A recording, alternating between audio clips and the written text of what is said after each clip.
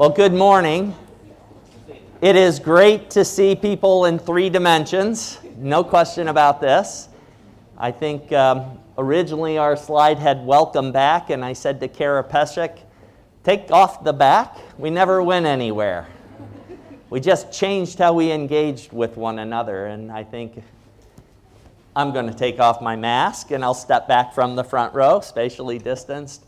I think we just changed how we engaged with each other. If we redial going back to what seems like an eternity ago, March of 2020, when we got the word that this new novel coronavirus was making its way here in the U.S., and then ultimately got the word from the Chancellor and the system that we were going to close, quote unquote, the campus. And there was about a 3-week period where access was limited, nightmares of who had access to the buildings, and how we asked our unit leaders and center directors to work with you to figure out who was allowed in the buildings. Here on the Lincoln campus, lots of conversations. Jeff Bradshaw's over there from the Panhandle about, hey, how are we handling this in our greater Nebraska locations? Nearly 100 locations that we have a connection to when you count in our county-based partners and our offices and our 14, give or take, research, education, and extension platforms. Really a complicated dynamic. And through it all, we got about 3 weeks of being hard closed, and we got back on with it. And I think I won't say too much about what that last 18 months, except to say profusely thank you. Thank you, thank you, thank you, thank you. The grittiness, in our grit, our glory, the byline for UNL, and every person and every interaction matters. Those 2 things every day I think about them, and we lived that. We engaged quickly with our science. Planting didn't stop. Calving didn't stop. The needs of our communities, SNAP and FNEP, didn't stop. The need to feed fuel fiber, Nebraska, the region and beyond, didn't stop. And we didn't stop either. So welcome back in 3 dimensions. This is the first, I guess this is technically the 2nd event that I've hosted here in the new Great Plains room.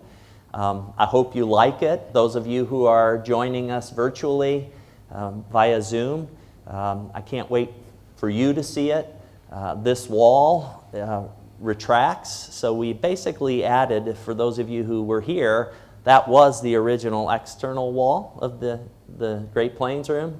We've now added 1/3 more of the capacity, and depending on how we organize it, Kevin, what's that sign say in the back of the room? What's the capacity? 1,600 or some crazy number? 1633. It's I read that yesterday. I didn't read it today. My eyes aren't so great, but really fantastic, and we can now start coming back like our Kasner salute, having it back on the East Campus. So just really spectacular, but thank you for your resilience. I would guess that as you're talking to your colleagues across the country, that you will find that we were able to re-engage much more quickly, and it really comes down to each of us taking care of each other. I say it all the time. Take care of the people that you love, whether those folks are here, your colleagues, your family members. Do what's right. Common sense approach. Ron Yoder's always on my shoulder. Common sense, common sense, common sense. So thanks to each of you. Thanks to the 89 leaders that have that in their title. It really is pretty amazing. And thanks to those of you who are stationed across greater Nebraska. Just to kind of remind us a little bit of who we are, 652 faculty. About half of that are tenure track faculty, the other half are non-tenure track faculty, extension educators, research faculty, professors, instructors, lecturers, and professors of practice. It really is a neat group, but 600 of us don't live in Lancaster County. We live in the other 92 counties. And we engage, and it's been tricky. The dashboard going away at the state level and DHHS. Where's John Carroll? I saw him come in. Where are you, John? maybe I didn't see John, somebody who looks like John in a mask. John's probably holding up a gas station. No, I'm just teasing. And Kevin, you really are, your mask is pretty impressive back there. He's got the bandana going on. Reality is that it's been tricky navigating what's going on. So today is a bit of a hybrid, a light, tight, and bright, all hands, if you will. We've got 300 slots on Zoom. So this is really a hybrid dynamic, and we should keep using those hybrid technologies, but man, nobody wants to sit for 90 minutes on Zoom, right? That makes it pretty tricky. So we're going to go through. One of the neat things today that we have is a bit of a hands-on activity. You saw that when you came in. I'll talk about that in a minute, but we also have highlight reels. We have some of our colleagues are going to just share a little bit of what's going on in their programs. And then we've also have some tape messages. We've asked folks to keep it to 2 to 3 minutes. Again, just kind of light, tight, and bright. Really fun watching the interactions here in Lincoln where people are, it's awkward. Do you shake? Do you fist bump? Do you stand 6 feet away? This covenant that we have with each other of where is that safe space is really important. So the activity was a fun activity. We thought it would be good to get some tangible. So if you haven't had a chance to do this, there's 3 maps out there, one of the state of Nebraska. I personally declined to draw my 91 county deal there, but there's a state, a U.S. map, and then a map of the world. And we'd like you to put a dot or a check mark from where you hail originally, and then where has IANR taken you on your journey? And for some, that's quite global, and for others, it's more local, but we want to celebrate that, and we'll do this electronically to put some pins on the map, and then we'll blend those together. I don't know how our media team's going to do that, but we'll have some tangible markers from today, and we'll share those along the way. So first up in our queue is Yufeng Ge, a colleague from Biosystems Engineering. Yufeng, you get to use that mic, and I'll exit stage left.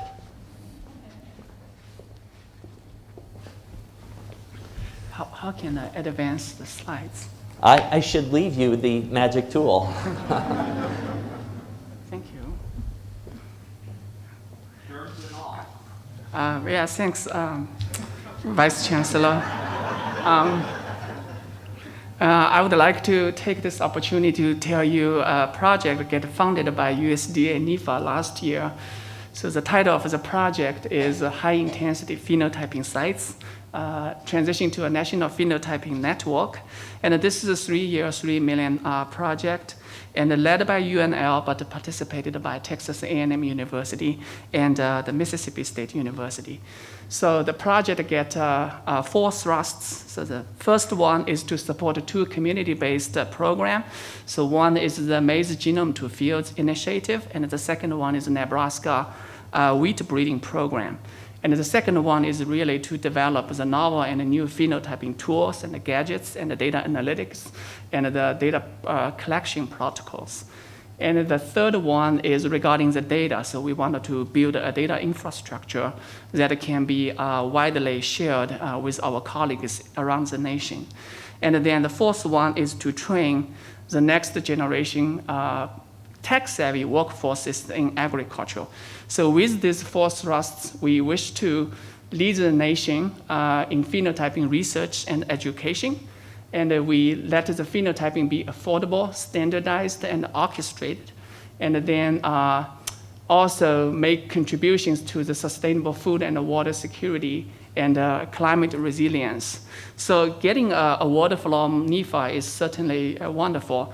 But I have been pondering, right, what makes us successful? And the university in the past few years has been investing very heavily on the phenomics infrastructure that is give us a little bit edge over the other institutions when it comes to the grants.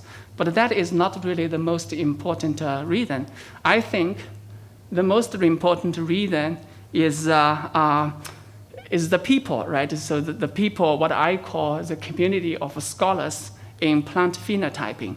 So among this group, I have mentors who almost support me unconditionally, and we always share and exchange ideas. So we hypothesizing, experimenting, and publishing together.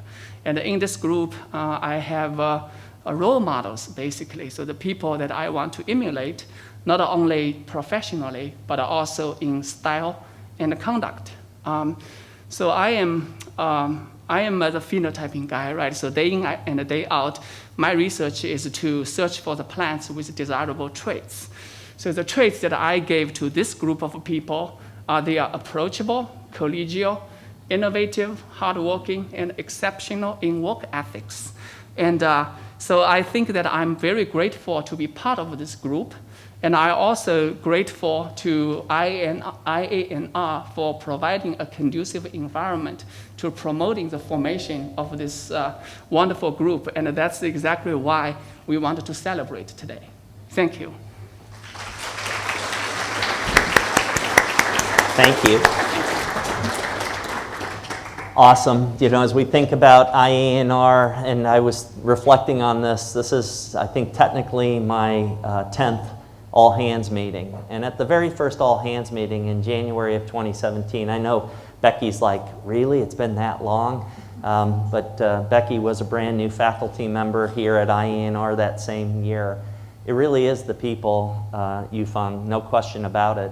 And it's this idea, and I said it there, and I'll just reinforce it. You know, we think about that leadership pyramid all the time, and I asked us all to say, don't put the leader at the top. Take that pyramid and invert it such that it was a diamond. And at the top, then, are the students, the faculty, the staff, and the citizens, residents of Nebraska and beyond. And if we all keep our focus on your success, then we're doing the right thing. And everybody here, from me and Ron and Rich and the deans and the unit leaders and the center directors, we're all here to support your success. And we're far from perfect, I get it, but I think we do a pretty darn good job, but it really is because of the people. So thank you very much. So talk about the people.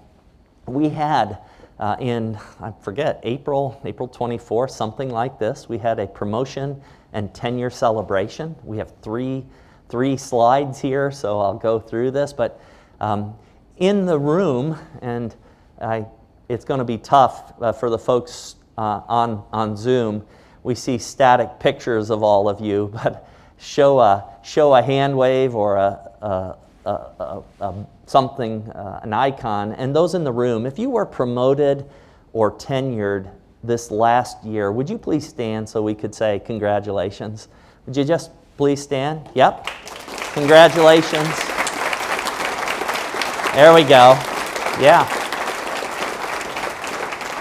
Good. I see some hand clapping online. Yeah, it was really pretty fantastic. And you know, to this, lots of promotion and tenure committees in the units, the partnership with your unit leaders, letters of recommendation, countless hours of review here internally and externally. You don't get promoted without excellence, and we have amazing people here. So congratulations to the entire group that has been promoted. We also had some retirements. Some amazing colleagues. We're missing some pictures, so we'll get those filled out. But amazing colleagues who have spent decades. When you add up the total years of service to making the world a better place, it's a fantastic group of people.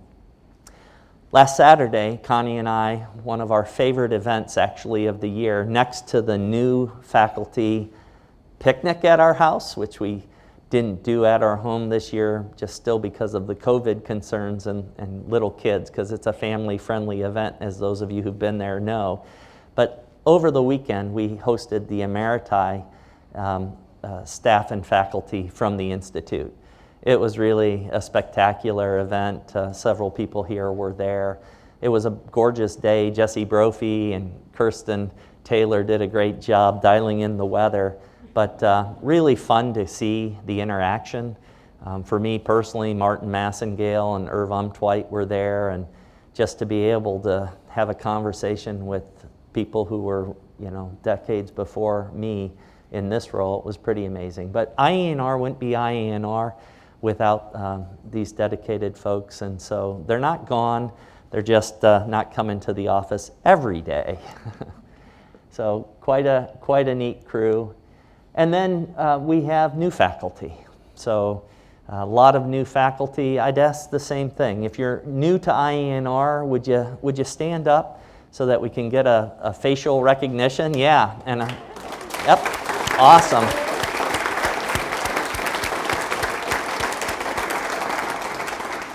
Welcome to the family is what I'll say about that, and glad you're here. And to those who are online that we can't engage with, welcome. It really is a pretty amazing place. Somebody's getting a telegraph. Yeah, quite an impressive group. And the starting with Maria de Guzman and Jesse Bell and ending there with John Westra, these are not new colleagues, but these are colleagues that have new responsibilities. Appreciate each of you stepping up and taking on different roles. So if you see these folks, you might want to engage. Greg Ibaugh, I'll call Greg out. Greg, you mind standing up? Yep, sorry, you didn't know this was happening. Greg is former Undersecretary of USDA. You can sit down now, but he's I don't want to hold him up there too long, but Greg actually is also the longest serving director of Nebraska Department of Agriculture and was the Department of Ag director when I got here, and was really helpful. And Greg is helping us right now navigating the complexities of Washington, D.C., and really helping us dial in how we can get our federal engagement strategy to garner additional resources on the things that we do here that make a difference in the world. So pretty important. I also want to highlight these colleagues that are shown here, these 6 colleagues, well, more than 6 because one's a team. Just fantastic group of people who are knocking it out of the park here, recognized for excellence in Nebraska, but well beyond. And I'd like us to give a round of applause to these colleagues.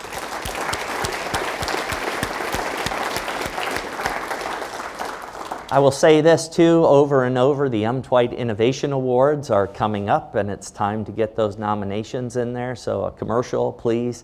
One of the things that will not happen is we won't get as much recognition for our people without those local awards. So it starts right here with nominations, and thank you to all of you who take the time to write a nomination letter to support each other in these endeavors. Okay, Judy Wu Smart. Come on up, Judy.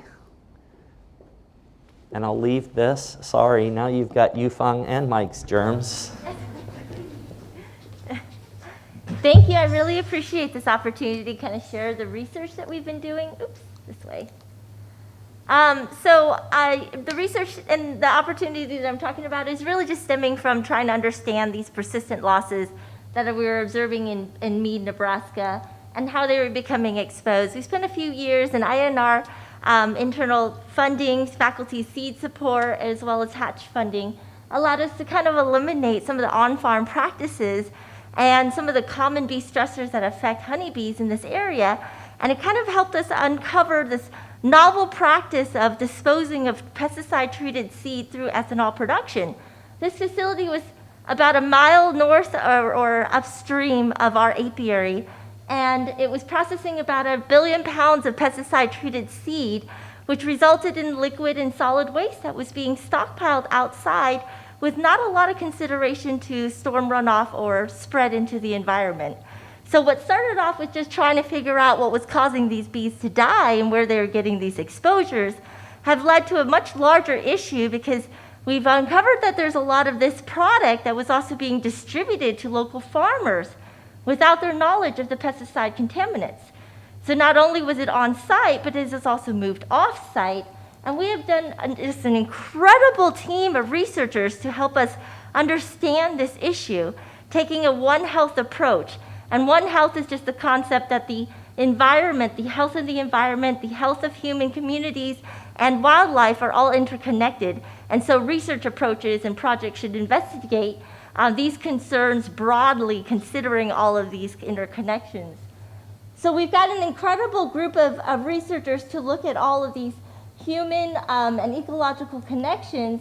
And the environmental researchers, we've got Dr. Bartlett Hunt, Dr. Snow from UNL, Dr. Atuan from UNMC, Dr. Haddock from USGS in California, all helping us try to understand that exposure. How much of these contaminants are present in air, soil, and in vegetation and in water, and where are they? And then we have an incredible health research team led by Dean Kahn, Dr. Rogan, Dr. Bell, collaborating with Saunders County and Three Rivers Medical Center to kind of address the community health concerns in this area. And then with the loss of these highly sensitive bioindicator species like our bees, our pollinators, and our beneficial insects, there's going to be potentially long-term ramifications to the ecosystem in the area as well as the landscape. What's going to happen to the quality of the soil, the water, and the vegetation? So we have this incredible Dr. Liz Van Wormer, who's the director of the Nebraska One Health program here, has been doing an incredible job recruiting other researchers. Her team is looking at the impacts on amphibians. We're looking at the impacts broadly on beneficial insects. She's recruited Dr. Powell to look at birds. Other researchers from Nebraska Game and Parks to look at mammals. Other entomologists like Dr. Weisling, Dr. Louise Lynch O'Brien to look at aquatic systems and milkweed visitors. So just this an incredible array of researchers. It's a tragic, disastrous kind of pollution event that brought us all together, but it is actually kind of an exciting time to be a researcher, to be able to work broadly with all of these faculty and colleagues, with all these incredible expertise that we probably wouldn't have been able to before. And all the information that we're working and to develop is being communicated to these community leaders and advocates and all of these great, incredible organizations that are trying to preserve our natural resources and promote conservation. So IANR communication has been helping us bring that messaging and translate that science broadly to the public. And it's been kind of an incredible ride to kind of be a part of that and to kind of develop the skills to kind of integrate our science into that public arena. So that's it. Thank you.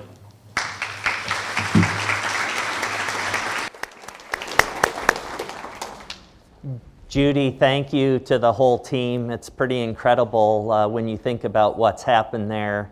It has brought together a lot of people. It's gotten a lot of press. This situation has lots of layers, from a human health dimension to an ecological impact, to the bees being kind of that yellow canary in the coal mine, if you will. We'll know when we start to see remediation, when the team's bees actually begin to repopulate closer to that epicenter. But this involves meteorology and weather patterns and wind direction, water contamination downstream. It is very complicated. It's involved changes in legislation here. It is involved large companies, agricultural health companies, very complicated layers to this. And at the heart of it is science and understanding how we assess this in a way that helps inform decision making. So really quite tricky. Some quick updates. I'm not going to dwell too much on COVID. We're here, we're masked, we get it. Just some numbers. Monday, Ronnie's leadership team shared that our positivity rate in testing has now dropped below 1% for the fall. So that's pretty good. Just this morning, however, we got a note from a colleague who was vaccinated who had a breakthrough case of COVID. So our vaccination rate amongst faculty is now at about 86%. So pretty high, low to mid 70s for students, and staff are somewhere in that middle. So as a community, We're definitely working hard to protect those who are making decisions not to be vaccinated, are actively engaged in the testing protocols. Some of us who are vaccinated still get a weekly test or two just to make sure that we're not causing problems. So it's tricky.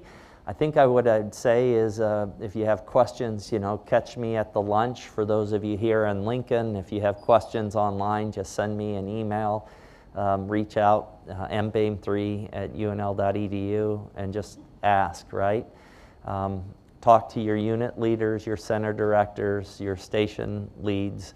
It's complicated. And again, as I mentioned earlier, especially for those outside of the counties with 20,000 people or more, which is like 17 counties in Nebraska, it really has left the others kind of wondering what's going on as we do our programming. I would say this, I would advocate, I think we're going to hit a bit of a bump in the road. This is just the plant pathologist, bioweapons testing person from the Navy time. When the flu comes, last year we were in isolation, and we didn't have much of a flu season. But, and I'm not watching the epidemiology of what's happening in the southern hemisphere as they've experienced the flu, but I would definitely encourage us to be protecting ourselves with the annual flu vaccine and be careful, because I think it's going to be a bit of a confusing time when we start having flu-like symptoms sitting on top of this lingering COVID dynamic. Bruce Broderson, I didn't see here, perhaps he's online, but I want to give a huge shout out to Bruce and the entire Vet Diagnostics Center. I was talking with Bruce yesterday. They have tested nearly 200,000 sputum samples, Jim, 200,000 samples. Better than those nasal pharyngeal dynamics that we all experienced a year ago fall. So much easier, but that was all stood up in 60 days. Absolutely. The team over there is working around the clock, but also thanks to mostly our students who are staffing these booths, and to the students who probably have the least luxurious job, who get a lot of flack, the wellness attendants, the frustrations of the community sometimes come down on them. And again, thanks to each of you for doing your part on this. So I won't talk too much about this. The budget, budget is important for us to remember a couple of things. One, the governor signed a fairly aggressive, really positive budget for higher education for the University of Nebraska. So that was really great. The economic forecast, the forecasting board, you can see on the last line here, the next forecasting board meets on October 29th, so we're about 30 days away. But the revenue forecast for the state of Nebraska continue to be positive, which is really fantastic. There is a $1.1 billion COVID relief package that is in the hands of the Nebraska legislature. I suspect that we'll see Governor Ricketts give some idea about how he thinks that money should be allocated, and the unicameral will make the decision in their 60-day session between January and April of 2022. For our part, I will tell you some exciting things that the university is positioning. One big effort that the chancellors, I get to be in that conversation as Vice President for Ag, and President Carter, really thinking about rural health. Big focus on rural health, big focus on rural mental well-being, community health. So there'll be likely something in that space. A big push, talk a little bit about the National Center for Resilient and Regenerative Precision Agriculture that I've been talking about. This is a new USDA Ag Research Service facility that we're working on through Congressman Fortenberry's leadership in Congress. It's a $108 million facility. If you think about the Food Innovation Center building, we're talking about building a building for ARS that's that size.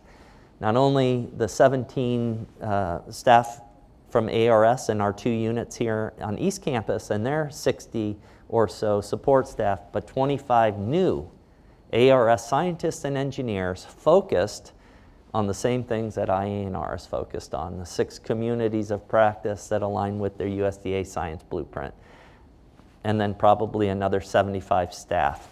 So that's pretty important. And then adjacent to that is a new building, somewhere between $50 and $75 million of public-private partnerships that really accelerates the work that we're all doing in innovation, new technologies, new algorithms, new approaches in resilient and regenerative precision ag that actually will increase the ability to get that fielded out there across the state. There's a team right now, Joe Luck and Galen Erickson are working to put in a $4 million Farm of the Future platform that will really bear down on our feed yard of the future, our smart farm concepts, and our ranch of the future platforms.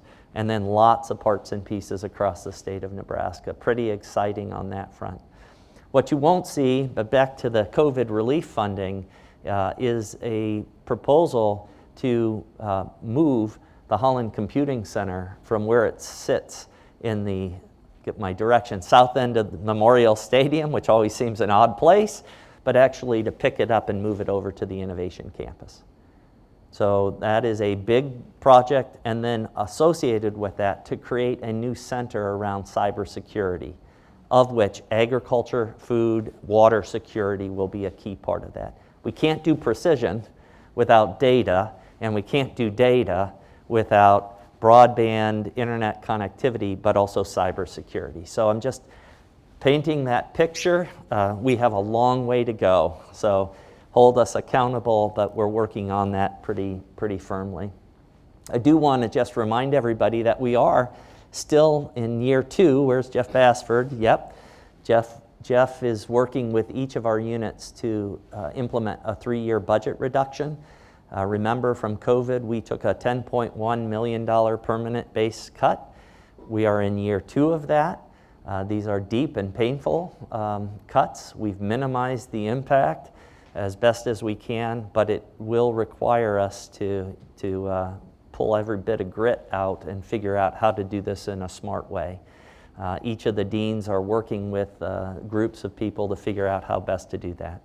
So I know, again, I've said this before, that this is a time when we've got kind of conflicting statements. The state budget's really good, but yet we're still wrestling with this COVID-induced budget reduction. And so I'm asking you to hold these two just opposed, sometimes at odds, concepts and remain functional, right? Just keep your feet moving, focus on our students, their success, your research, discovery, scholarly, creative works, and extending that knowledge into practice. Just keep your focus. We will keep moving. And I've said this many times to you, that entities that do that come out of these types of tough situations far better than entities that kind of hunker down and build up silos and uh-oh, the world's turning sideways and we're going to go sideways. We're not that kind of an organization, and it comes, Jenny, right back to our people. So won't talk too much about this. President Carter has a meeting on October 5th in the morning sometime with the Appropriations Committee to really talk about the COVID relief funds. I think probably when you put a number on it, out of that $1.1 billion, we probably will be targeting somewhere between $125 and $150 million that come to the University of Nebraska-Lincoln. Big ideas. Agriculture's right there at the center of that.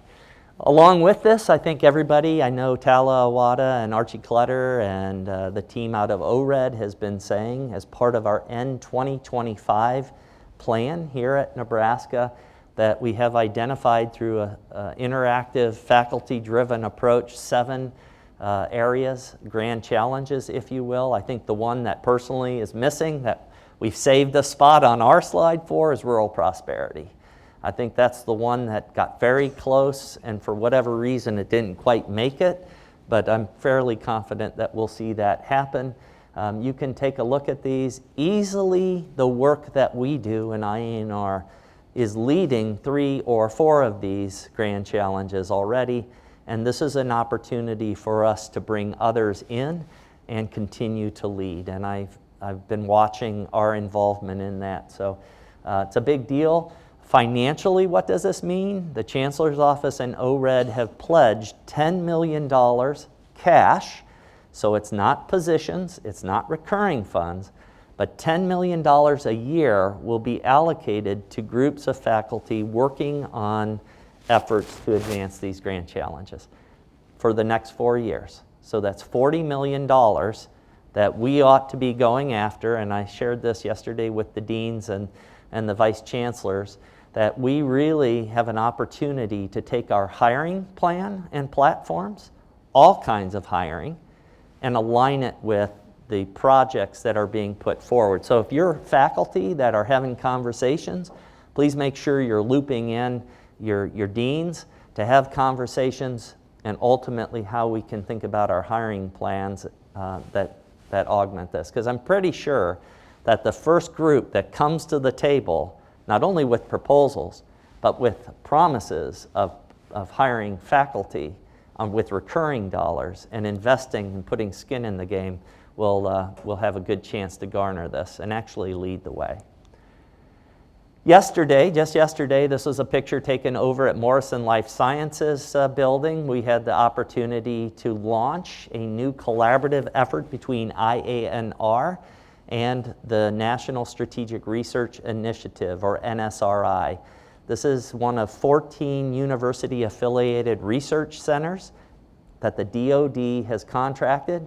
We're one of only 14, and we're special in that we are connected right to U.S. Strategic Command, and U.S. Strategic Command has a mission set around the nuclear deterrence, but also thinking about weapons of mass disruption, weapons of mass destruction that are chemical or biological in nature. We opened up a lab. It's Deb Brown's old lab. Josh Santarpia, Josh is over on the right. Josh is the PI. You might know of Josh or read about Josh. Josh and a team put a paper out early in the COVID talking about how COVID can be aerosolized. Not just droplets, but aerosolization. And people kind of poo-pooed the idea, only 17 months later to come back and validate that actually that team of scientists was spot on. So Josh is going to lead the group. I think ultimately they'll probably have 8 to 10 people. It's on the first floor of Morrison, and while I'm there, Angie Paneer and Becky and Forrest Kiewit and Nicole Iverson, their labs got picked up out of the garden level of Chase Hall and moved over to high-speed wet lab space in Morrison on the north wing. We've hired a new colleague. One of our new faculty members is an immunologist connected to SIBC that also got its renewal through COBRI funding, which is awesome. And just yesterday, one of our own, Hernan Garcia Ruiz, out of plant pathology, and Eric Weaver out of the School of Biological Sciences both agreed, Eric as the director of the Nebraska Center for Virology and Hernan as the co-director or associate director. We're really now thinking about how we bring immunology and biomedical engineering, national defense, into a harmony with virology across all of the University of Nebraska, Lincoln, and beyond to really drive that. And while it's nothing like the $40 million, ORED, IANR, and the College of Arts and Sciences each put $250,000 on the table, and Angie Paneer and Eric Weaver will actually be hosting some kind of a program to stimulate linkages across our immunologists, our biomedical engineers, and our virologists in creative ways. So please stay tuned. Okay, here's a neat story from Anna Marie, and let her take it from here. Hi, my name is Ana Maria Vélez Arango, and I'm an assistant professor in the Department of Entomology. I am one of 11 members of the IANR Diversity, Equity, Inclusion, and Belonging Advisory Group, and our group is composed of members from students, faculty, and staff that have different backgrounds.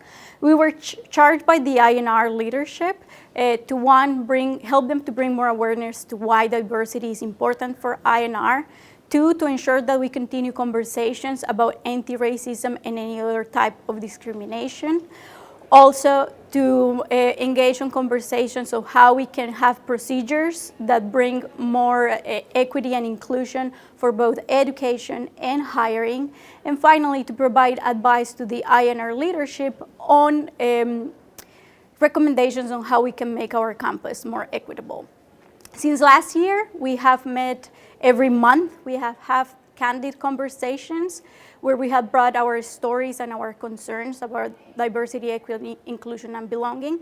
And since then, we have provided feedback for the website that is now available. We also engage in conversations. One of those conversations was with the Black Student Union Association, where we listened to their concerns. We also brought the viewing of Picture as Sciences that sparked conversations between the campus community to bring awareness about the issues that female faculty experience. We also provided feedback on a new IANR prompt for activity insight, where we want to keep our community more engaged on DEIB engagement and trainings. We also provided feedback for new hires on how it can be, from the beginning, a more diverse and equitable hiring, and then how to move forward. And that's what we have achieved so far, but we know that the longest road and winded, and there is a lot of things that we can do to make a better campus. So please, if you have any questions, concerns, feel free to contact us. Our goal is to make this campus a better place for everyone. Yep. Just so you hear it from me, and you should hear it every day. We really are, I think, pretty good at what we do, but we are so far from perfect. And one of the areas that we have to just be exceptionally intentional is around diversity, equity, and inclusion. The world's changing. Many of you in this room have experienced some kind of barrier. That's not the place that we aspire to be. And so the launching of our new IANR Diversity, Equity, and Inclusion Council is really a big deal. Rich Bischoff helps nurture the success of that council. Picture a Scientist, I think, was really important for all of IANR, and the conversations are continuing. And I know we have a long way to go, but punctuate that. Let's keep the conversations going. The journey on anti-racism, you'll hear more about that from Chancellor Green in about the next 10 working days, working with the coalition there to help us move the needle forward. But our goal is to be a more equitable place where these barriers just don't exist. But they have existed for a very long time. And then I'll just kind of punctuate it by saying, as individuals, we all make choices. I really don't think that there's a racist one of us in IANR. Unfortunately, I do believe that there are systemic practices and processes that are centuries old that we have to navigate.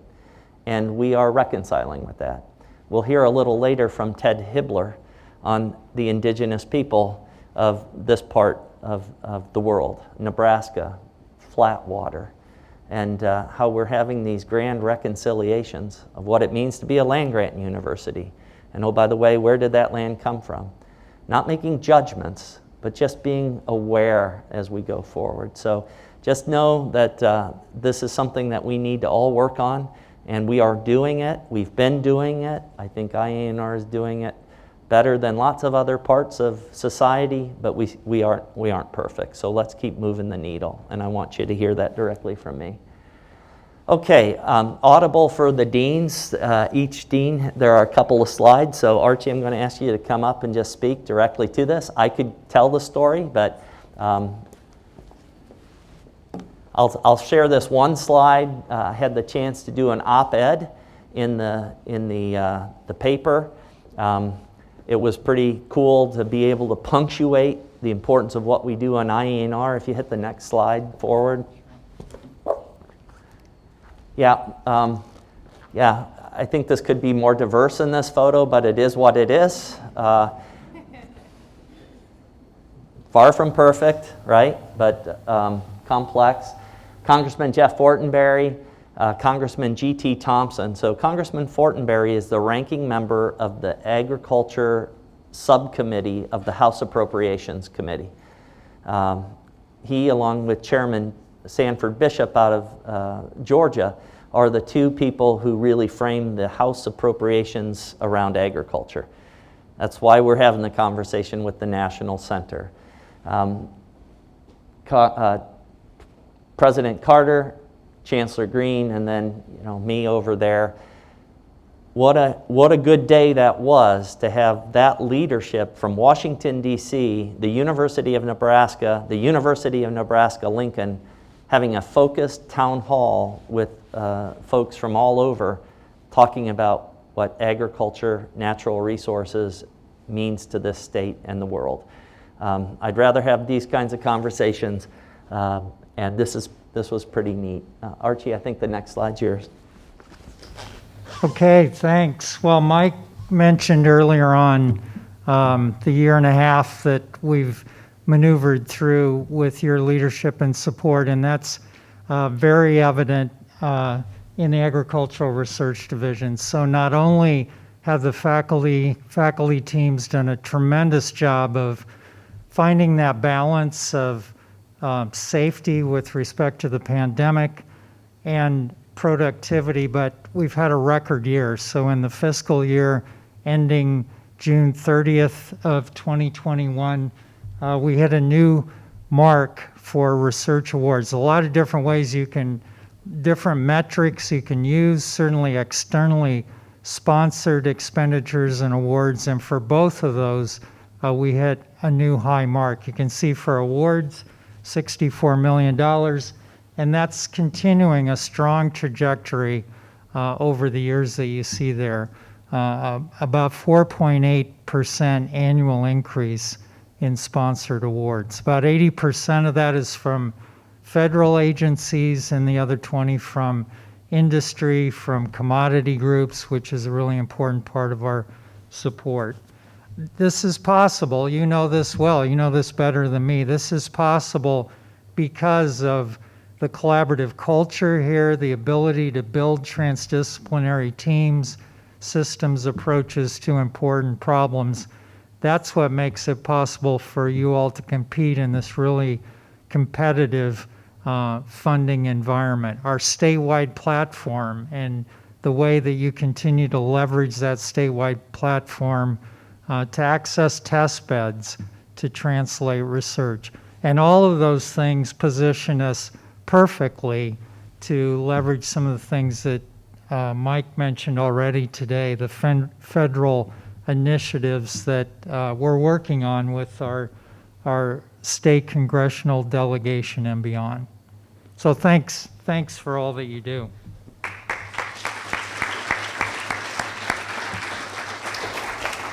At the risk of being too prideful, right, this really comes down to the innovation of the faculty.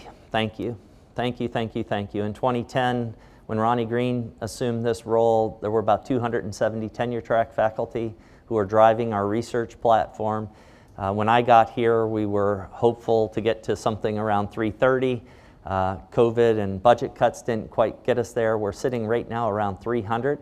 But from 2012, I think this says 2013, we were at roughly 38 million of extramural funding, and last year we were at 64. I will just tell you that there's not another entity at UNL that actually has shown that kind of upward trajectory. It's incredible, absolutely incredible, and it comes back to the leadership that each of you bring to the table in our Discovery platform, but also your nurturing of graduate students and postdocs and the next generation of difference makers. It's incredible. Last year, and for the last 5 years, IANR has either been 45% or 46% of the total research, extramural research platform of UNL. You deserve the credit. Keep it up. Our job is to help support and nurture that. It is really an amazing story. There truly is no place like Nebraska on that one. Here's the next faculty story from James Schnabel. Hello, I'm James Schnabel. As I'm talking to you, farmers across the state of Nebraska are bringing in the corn crop. For many of them, they're seeing yields that are 6 to 7 times what their grandparents would have seen from the same fields back in the 1950s, thanks in large part to advances in plant breeding developing higher yielding and more resilient hybrids. That plant breeding has depended in large part upon a key type of data, yield trials in the target environment. You can't use yield trials from Missouri to pick which lines will do well in Nebraska. You can't pick, as I know from experience, yield trial data from Lincoln to pick which hybrids will do well out of North Platte. But the target environment is becoming more and more of a moving target. And that's part of what helped us convince the National Science Foundation to invest $20 million into a new center for artificial intelligence applied to resilient agriculture. As part of that effort, my group is going to be growing and phenotyping corn hybrids all the way from Wahoo, Nebraska in the east out to Scottsbluff on the Nebraska-Wyoming border, sending students into the field with rulers and notebooks, sending UAVs over the field, doing the most important phenotyping with a plot combine, and even looking at satellite data. But the thing that I didn't expect that we would be able to do is to actually look at gene expression in the leaves of the plants we're growing in the field. Gene expression changes throughout the day, so if we wanted to compare, say, 800 genotypes, like the experiment I have growing at Havelock Farm, really we'd want to sample all 800 plots at the exact same time. Now we can't do that, but we came a lot closer than I would have expected, thanks to the hard effort of people in my lab, and I particularly want to mention Jonathan Turkis, a technician in my group, who worked with the makerspace at NIC to develop new tools that allowed us to sample 2,400 replicated samples from our field experiment here in Havelock in under 2 hours, and we know exactly when each of those samples was collected within the 2-hour window. We're going to be analyzing that data all through the winter, but already we can see that it's working, that we can make better predictions of how corn plants will perform than ever before. We did this by generating a type of data that has never existed on this scale here in Nebraska. It's really exciting, and it's a lot of credit to the folks I get to work with, both in my research group and my collaborators here.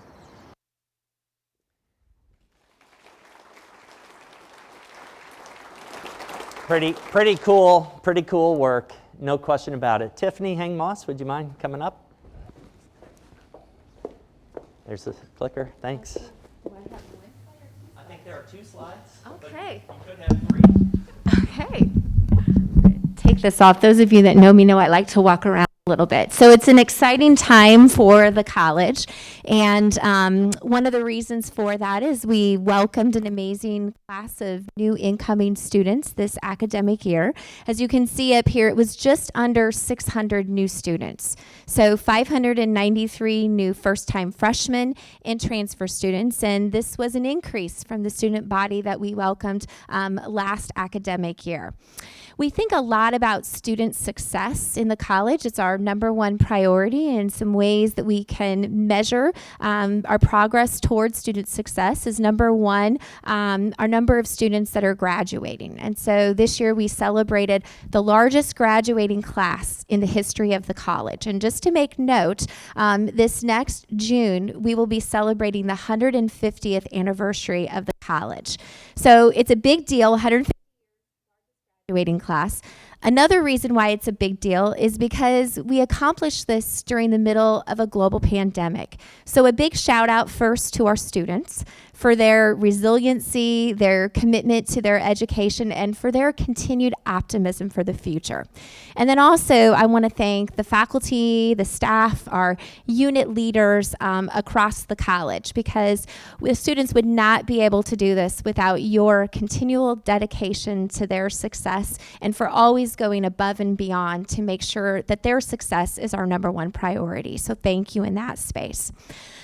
Another reason that we also want to lift up why this is a big deal is just the number of students that we graduated. And so it ended up being just under 70 more students that graduated this year. And so when we look over a trajectory of the last 5 years, this over a 20% increase in the number of students that we are graduating. So look back the last 3 years, we've had all-time highs in this space.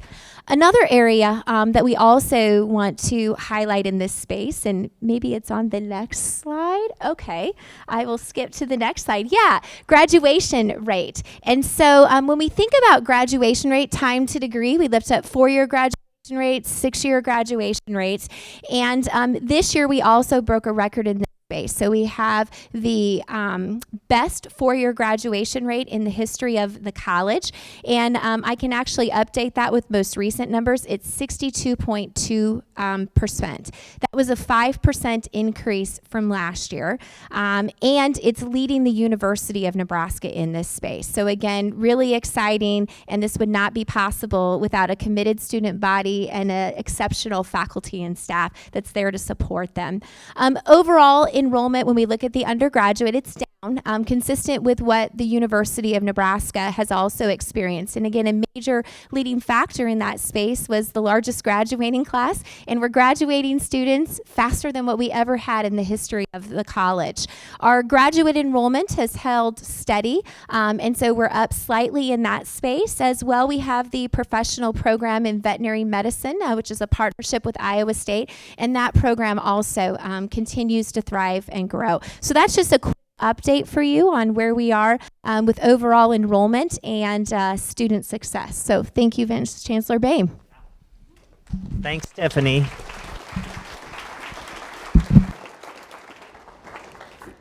I knew you were going to pick up that mic. They told me don't let the mic move, but that's okay. I definitely want to say this, and I want you all to hear this too, right?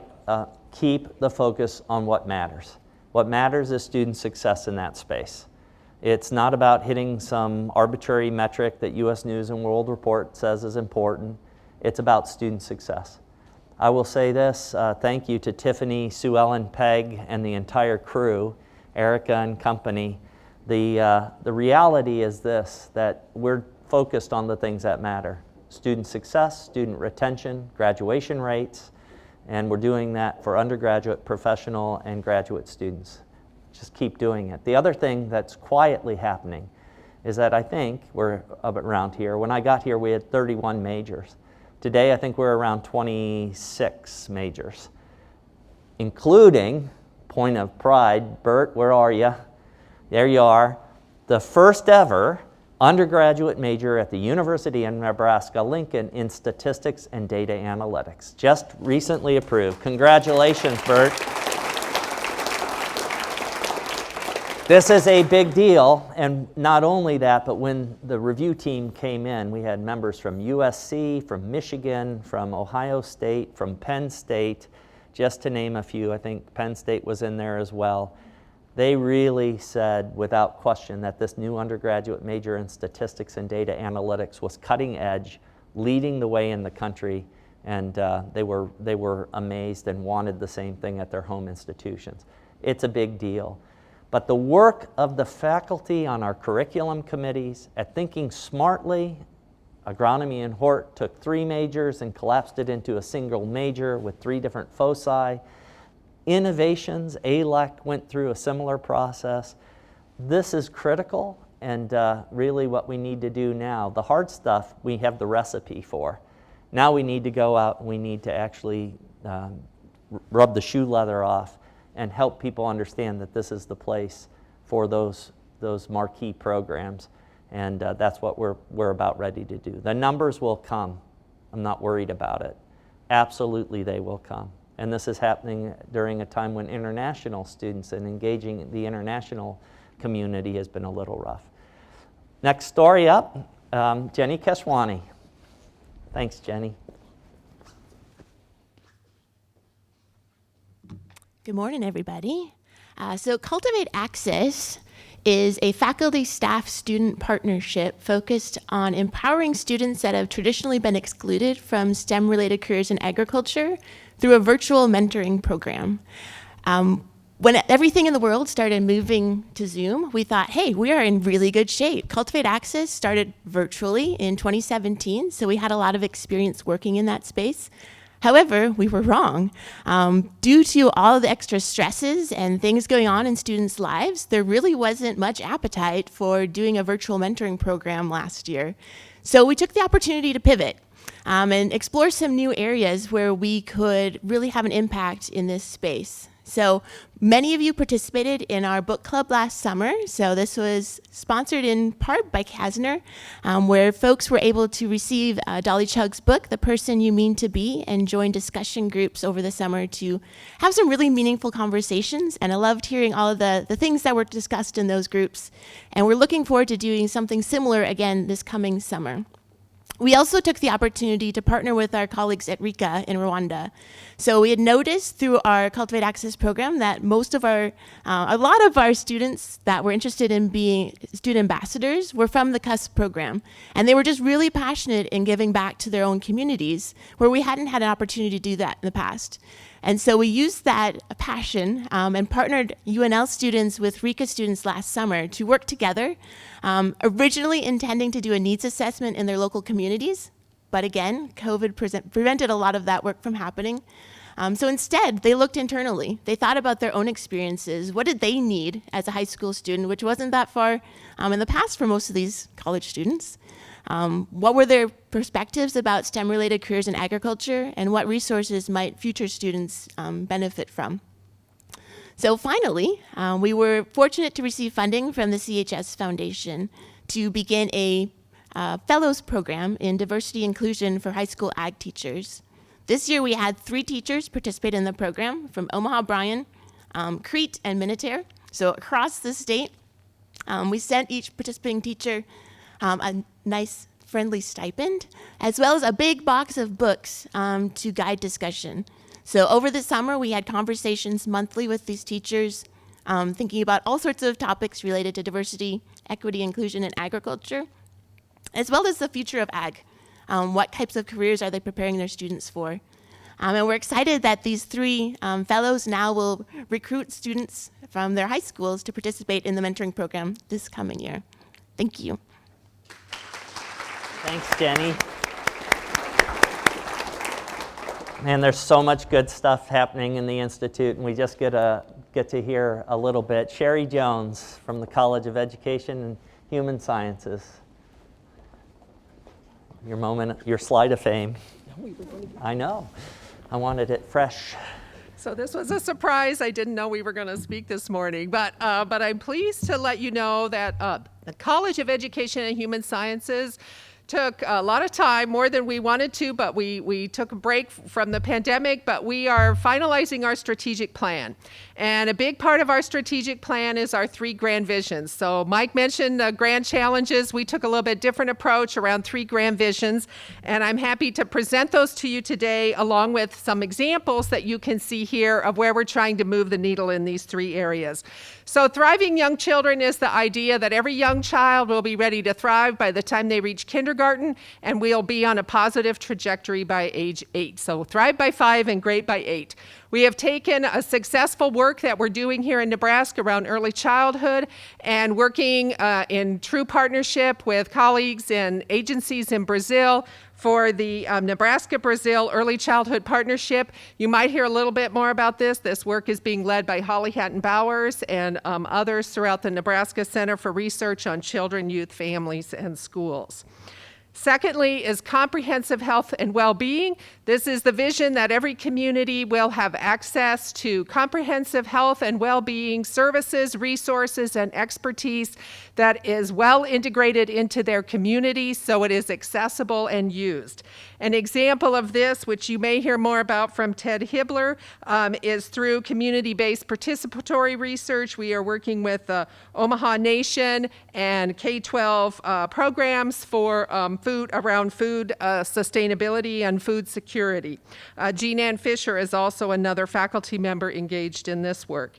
And then finally is the vision around strong communities. And this is the idea that every community has access to strong and culturally responsive schools and businesses. And in this area, an example of one of our initiatives is Teacher Scholars Academy that currently has 120 students, 101 of which are from Nebraska, and you can see their home communities here. So we've been very intentional about our recruitment. And Teacher Scholars includes all all education areas, including ag education, music education, and all of the teacher preparation areas in the College of Education and Human Sciences. So in working to move the needle on these three grand visions, the college will continue to achieve its mission to enhance the lives of individuals, families, schools, and communities, and strengthen the relationships among them. Thank you. Thank you. Sherry, you just do a better job than Mike Boehm could ever do on that, so thank you very much. And thanks a shout out to our forward deployed county-based professionals in extension, and through our engagement zone coordinators, the network that we have with local communities, all 531 communities and the people who live between those communities, to better connect all parts of the University of Nebraska-Lincoln, the People's University, to our communities. It's a big deal, and Sherry, thanks for leading the way on that. Holly Hattenbauer provided us with a video update.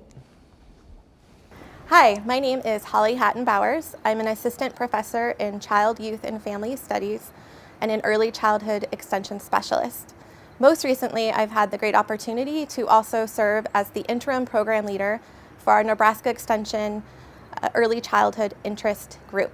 This is an amazing team of specialists and extension educators located throughout the state who provide professional development and resources to support children's quality learning experiences. And this past year, one of our greatest tasks and charge has been to provide materials and professional development to support quality early care education. And this is something that we've been doing for a while, but something we're excited about in 2021, because we know that the first 5 years of a child's life are critically important. It can be a time of great opportunity and risk. It's when children's brain development is rapidly growing, so they need those positive learning experiences, they need quality learning experiences, and they also need positive relationships. And in Nebraska, this is particularly important as approximately 75% of children birth to age 6 are in need of some type of paid childcare. So one of the programs that we're very excited about that we developed in 2017 and continues to grow is our Cultivating Healthy, Intentional, Mindful Educators program. This is an 8-week mindfulness-based intervention that includes strategies for promoting the early care education workforce. This is in family home childcare and center-based childcare, after-school programs, to support educators in knowing how to support their own emotional well-being and to use positive teaching practices, as well as supporting children's own social skills and self-regulation. In 2021, we were really fortunate to have CHIME be delivered virtually, and we delivered the program to approximately 136 early child care education staff. This was in Nebraska, Colorado, and Minnesota, and we continue to expand to other states such as Florida. And in the past year, we also translated our program into Spanish and successfully delivered it to 33 Spanish-speaking educators. This is important because our program is aiming to support a national crisis, which is supporting the early care education workforce with strategies to combat their stress and their turnover. Most recently, this past month, I'm excited to share that we received a Department of Health and Human Services Administration for Children and Families grant for almost $2 million to continue addressing our grand challenges of supporting early care and education. And with this grant, it'll be a university partnership where we can use interdisciplinary collaboration, we can continue expanding the novelty of our research, and we can continue supporting children in receiving those quality learning experiences that are so foundational for their later success. Thanks, Holly. Thanks, Holly. And then Dave, you have the toughest job. This was out at Barter Brothers Ranch. We had an ABN summer meeting. And so Dave, just a couple of highlights, like 2. And you don't really get another slide.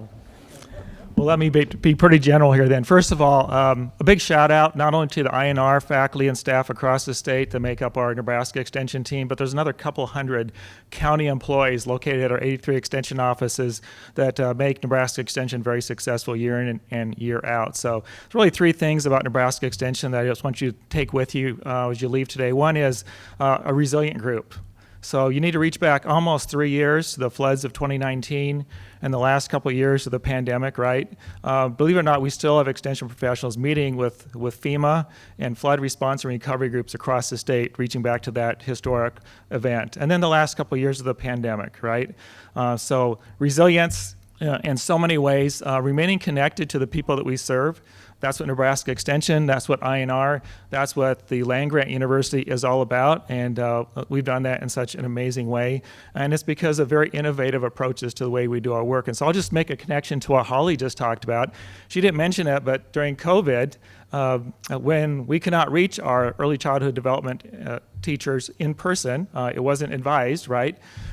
We reached 16,000 of those child care providers in 1 year's time, providing the necessary CEUs so they can continue the good work they did to take care of all children so that their parents can go about their respective roles in their careers. So resilience, being connected, and then just being very innovative. And if you think about field days, this is my second one, Mike. So think about field days, not this year, but last year, did all of our field days virtually. And the cool thing about that is we captured those via video. We repurposed those in classrooms. We're still repurposing those with extension audiences yet today, right? And so a huge success in many aspects of Nebraska Extension in all 8 program areas, very innovative, responsive, and connected with the people that we serve. So Mike, I think I'll end with that. But a big thank you for Nebraska Extension, to all the people that support Nebraska Extension across this state, our volunteers, our Extension Board members, our county board members who make us a very strong system. Thanks, everyone. Thanks, Dave. Thanks, Dave. And we were, the deans and I were at the Nebraska Farm Bureau board meeting last Wednesday to visit with them and showcase. And one of their top issues at the Nebraska Farm Bureau, which is also has affiliates all over Nebraska, was around early child care and development, a big deal. And so Nebraska Extension is stepping into that. Well, you're going to hear a lot more from Interim Dean Varner as part of our journey.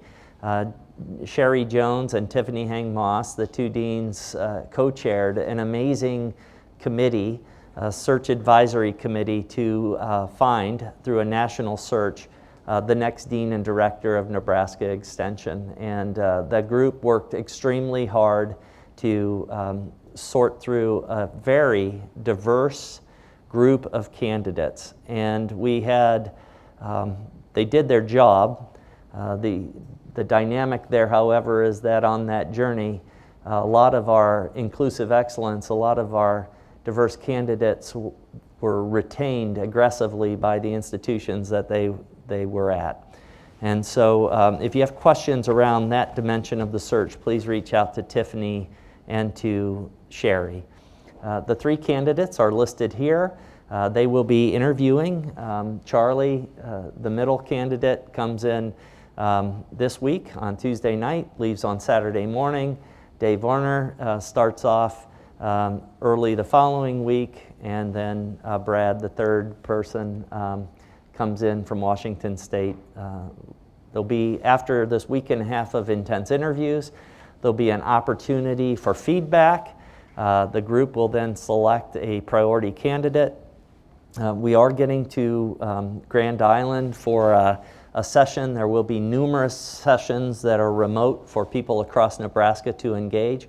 It literally wasn't possible or feasible to have these 3 candidates do a 2-week-long interview across all of Nebraska, but we will be bringing back, we will be bringing back the priority candidate for a 2-week intensive experience where they get an opportunity to crisscross the state and engage more individuals, similar to what was done with the president or the chancellor at Omaha.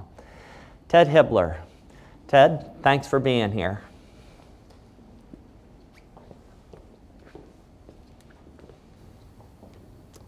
How are you, sir? Awesome.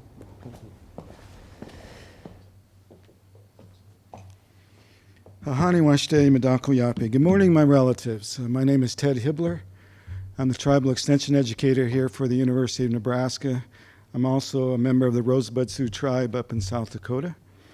My family name is the Iron Shell family. I'm here to talk to you a little bit about, I'm not sure if I'm... One slide, yeah. Do I hit it? Yeah, I'm not sure. Tricky. There we go. There we go. There we go. Okay, so our office created the Native American Coalition here in the Extension Division. And our responsibilities are to create relationships and partnerships with the tribal communities here in Nebraska, both the urban and the rural communities. And what we've done is created faculty people that are interested, just like yourselves, in working with the Native American communities here in Nebraska. We recently were awarded a USDA socially disadvantaged grant for $400,000 to go in and help with the Omaha Nation to start returning back to their traditional ways of growing their traditional foods, to circumvent any kind of rise in diabetes and heart disease that's going on in their community. We also have created some other programs here locally. We're working with the Lincoln Public Schools at this time and looking at bringing in some Native students from their particular school district to work here on East Campus to create an indigenous youth garden to start growing their own traditional foods that they used to grow a long time ago. I just have a real quick quote from I don't know if you've ever read this book, Braiding Sweetgrass. If you do, if you ever want to know about the relationship that indigenous people have with this earth, this would be a great book for you. It's written by a Potawatomi woman by the name of Robin Wall Kimmerer, and she's also a botanist. So she talks about the land is the real teacher.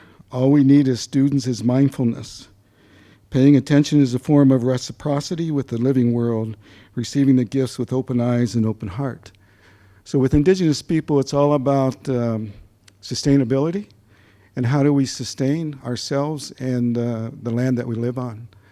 And so, again, I want to thank everybody for being here, and I'm glad to be here as well. So talk to you later. Thanks, Ted. Thanks, Ted. And Jesse Brophy, can you get the details on that book? We should order it and get it to everybody in IANR. So, Jeff, I think there should be a discretionary fund from the Vice Chancellor's office. He loves me. Otherwise, Connie's going to be shocked at that big visa bill. Some on the horizon items just to run through quickly. We have tailgates. You are all invited to our tailgates. The first one is October 2nd. That's the Northwestern game. It'll be right to the south of the Union. We have a big tent on the meadow. So we'll be just opposed between the new dairy store, the new Lincoln Public Schools, Food, Energy, Water, and Societal Systems Platform Hub, the new collaborative space, the new food pantry, the Dinsdale Family Learning Commons, and the East Campus. So that'll be pretty exciting. I think we have music for that one. The other three tailgates will be here.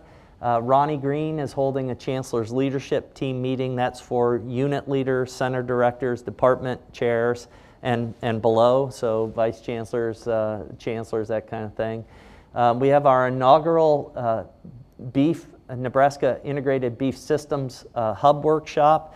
That's coming up. That's a big deal. We have a Heuermann lecture on October 25th, I think. It's Monday, the 25th or the 24th. I think it's the 25th, my bad, on beef sustainability.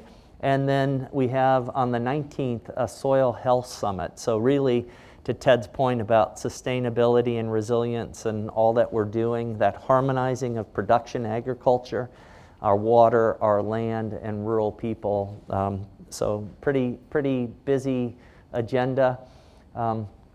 Just to touch on something that Tiffany said, we are close, 149 years old, the College of Agriculture. We celebrate our 150th birthday next June. IANR turns 50 in 2023. So Tiffany and I decided the best thing to do was to ask this group of co-leads, Jesse, Meg, and Kara, along with this advisory group, to come together and think about how we're going to celebrate. These individuals represent lots of established groups already on campus, not all of them by any means, but 1 year of celebration that at the beginning will really kick off the celebration of the college's birthday and end with the celebration. And we'll do it like the N150 celebration, a year long. I doubt we'll have the fireworks, but we'll have our own fireworks there. Yeah, Corey says no fireworks. And then last, to bring us home, an amazing story from one of our amazing students, Claire. Hi, my name is Claire Umutoni. I am here to share my experience about the Rural Fellows Program. The Rural Fellows Program is a part of the Rural Prosperity Nebraska that provides internships to students, and the aim is to help contribute to the development of rural communities. I was placed in ORD, and that was based on my interests and what I am interested in, like to work on, my passion, and what the community needed. So that is why I was placed there.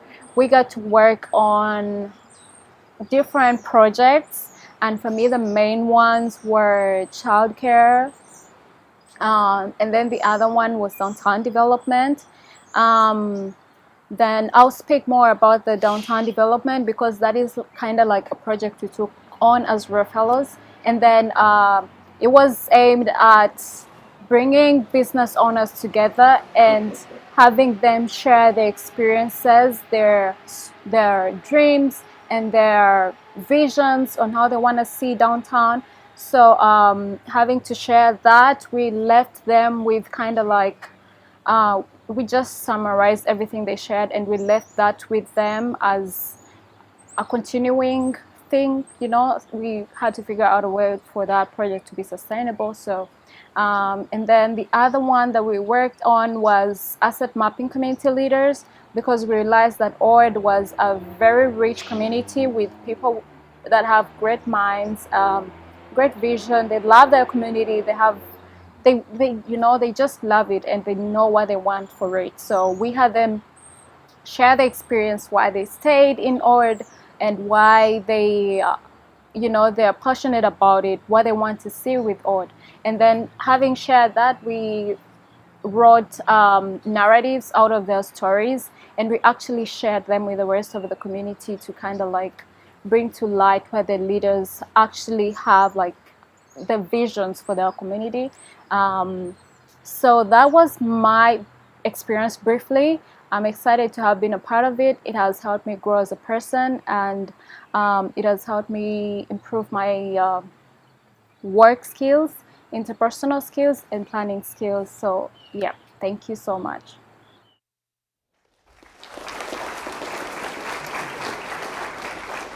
One thing about the hometown or the Rural Fellows Program is that this year we connected with the Nebraska Community Foundation's Hometown Fellows Program. The difference between the two are that Hometown Fellows go back to their hometown, and the Rural Prosperity Nebraska Fellows Program, you go to another community.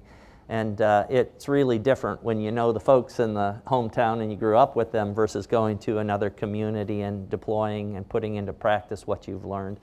We had 77 students in those two programs, and our goal is actually to have over 1,000 students a year reaching out to all 531 communities. So it's a big deal, really quite spectacular. One thing about ORD, while the census data says that ORD didn't see an increase, we really have to be thinking about the narrative around our rural communities and rural prosperity. ORD has seen an incredible increase of near double digit of 25 to 35-year-olds coming back to their community to raise family.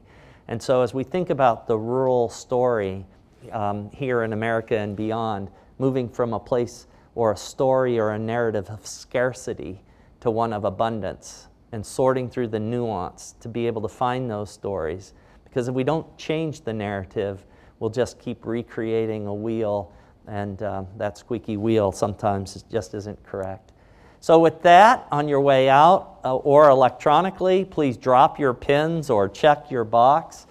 For folks here in Lincoln, we have a welcome back lunch that's hosted here, and thank you very much for your time.